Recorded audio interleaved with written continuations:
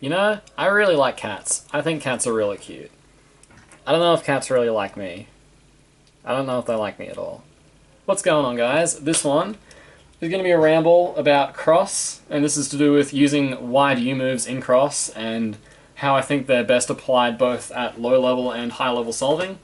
By low level, I mean you can't really plan first pair yet, and it may not be practical for you to do so because you're a certain speed and you only use one color.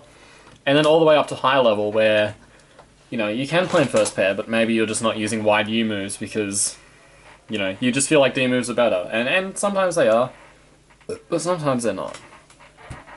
So, I'll show you first an example for a way to use it at low level. And the main way I like to use it is as a finisher for a cross. So for example, let's say we're doing orange, we got these pieces here, and then we got one over there. Maybe the way we do this cross, I don't think this is the most efficient way to do it. There is a 5 mover, but let's pretend we do this in 6 moves. So we do like D prime, R prime, F prime to get these 3 in. And again, we're not, we can't see first pair yet, but we're at least at a level where we can look ahead during cross. So like we're confident with our muscle memory and, you know, we can devote our mental resources to looking for other pieces. If you don't know what I'm talking about, I'm going to promote this video yet again. You can't stop me from promoting it. Why 99% of look ahead videos are trash? The 1% is that video. But anyways, 3 cross edges like this, so let's say we did it like that, and then instead of doing D, L2D to finish, let's just say we don't really see anything. For finishes, this is where wide U moves become useful because you can just finish with a wide U instead, and you may or may not see some stuff. So, you know, if we did a D, we might not necessarily have known that this was orange. And from here, like, I guess we can see this, but this isn't a great pair. Whereas if we do this, we're like, oh, I see this now, and I can just go straight into that. So the main benefit of that is because you're doing a wide U move, you're basically giving yourself the chance to see more sides of the cube. And this is effective, very potent when you finish with like a U2 like this. So instead of doing like D2 and you're like, oh, I don't really see anything. This is where it can be really nice to do U2 because you're like, oh, now I see this and some more info for later as well. And then that'll really, really help your flow, I think.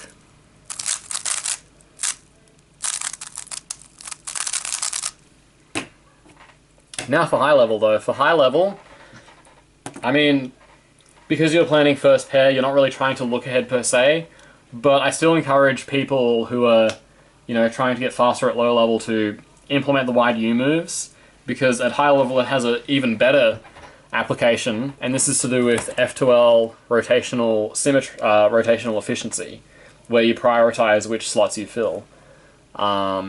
Best way to do this, or best way to explain this, so we got this pair here, let's say we're planning this as our first pair, the cross is just R, D, R prime, F prime, and then we do D2, and then we can just immediately fill the front right slot, which is pretty crap for look ahead, because this is the slot where we, you know, see the most information very clearly, whereas these slots we see like half of it, and then back left is the one we really want to fill quickly. What we could do instead is we can do a fat U2, and then insert it in the back, and then now look how much easier look ahead becomes.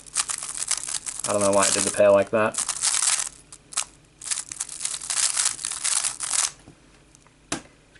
So that's the main way I like to apply, at least I like to teach people to apply U moves during cross. These days I really only apply them for like avoiding rotations. They're also very good for planning first pair in such a way that, let's just knock up some pairs. So let's say we have this and our last move of the cross is a D prime. Instead of doing, actually we'll do it from here. So instead of doing D prime, rotate, solve that pair, we could just do wide U prime and then solve the pair without rotating. That was an extra case because you also fill up back left. The last thing I'll say about wide U moves is they can be a little bit awkward mid-cross.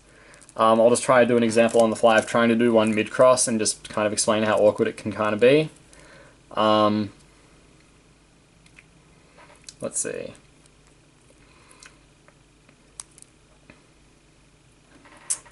Yeah, this isn't a good example. Let's do another scramble.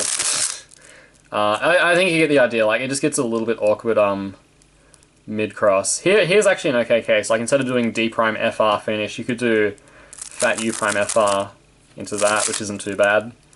You'll just have to kind of play it by ear and see what works for your finger tricks and turning style. But there's there's definitely a place for it in your solves.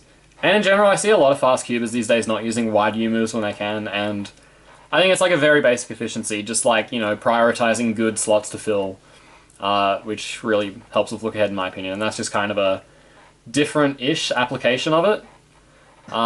But also it has a different application at low level, or like a wildly different application at low level where it's just for like look ahead purposes, like you're just seeing more sides and having a better chance to find a good first pair.